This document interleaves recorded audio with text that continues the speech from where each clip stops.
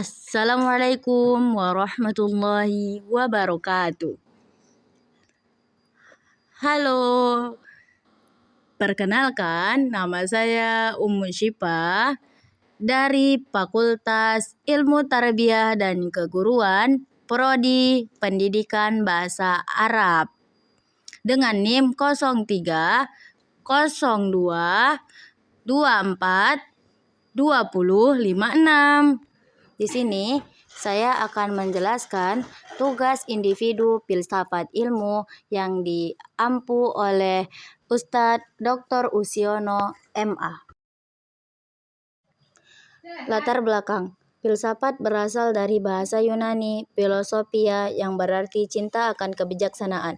Secara historis, filsafat muncul sebagai upaya manusia untuk memahami dunia dan tempatnya di dalamnya.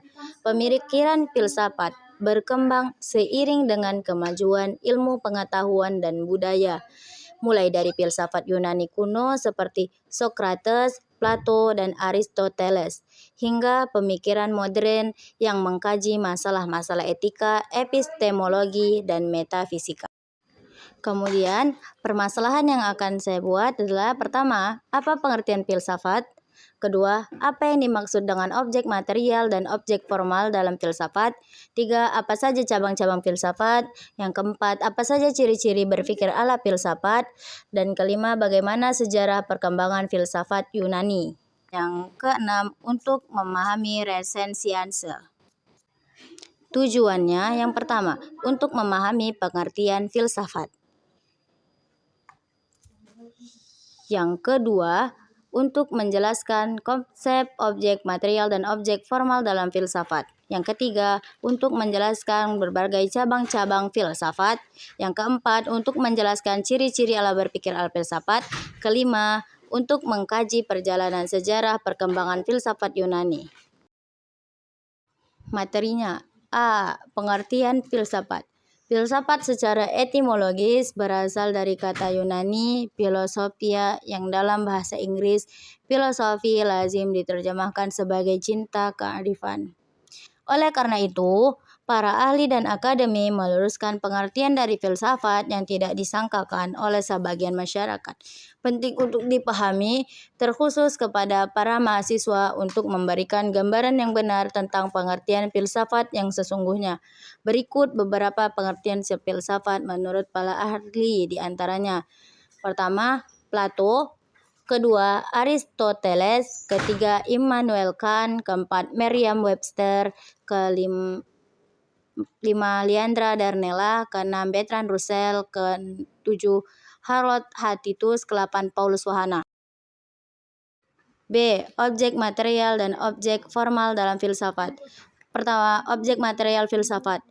Objek pembahasan filsafat yang meliputi segala sesuatu, baik yang bersifat material, konkret seperti manusia, alam, benda, binatang, dan lain sebagainya, maupun sesuatu yang abstrak, misalnya nilai, ide-ide, ideologi, moral, pandangan hidup, dan lain sebagainya. Kedua, objek formal filsafat. Cara memandang seorang peneliti terhadap objek material tersebut. Suatu objek material tertentu dapat ditinjau dalam berbagai cara, sudut pandang yang berbeda. Oleh karena itu, terdapat berbagai macam sudut pandang filsafat yang merupakan cabang-cabang filsafat. Cabang-cabang filsafat terbagi 6. Yang pertama, metafisika ontologi atau keberadaan. Yang kedua, epistemologi, sudut pandang pengetahuan. Yang ketiga, metodologi. Yang keempat, logika. Yang kelima, etika. Dan yang keenam, estetika.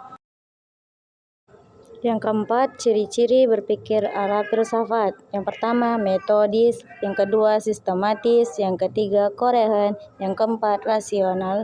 Yang kelima, komprehensif. Yang keenam, radikal. Yang ketujuh, universal. Yang ke-8, kritis.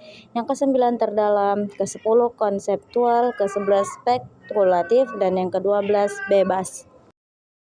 5. Sejarah perkembangan filsafat Yunani. Yang pertama, filsafat pra-Sokrates. Yang kedua, aliran Pitagoren. Yang keempat, Heraklitos. Yang keempat, aliran et al. Yang kelima, aliran pluralis. Yang keenam, aliran otonis. Yang ketujuh, kaum sofis. Dan yang kedelapan, aliran klasik, aliran Socrates. Keenam, mengenal Renaissance, kelahiran kembali.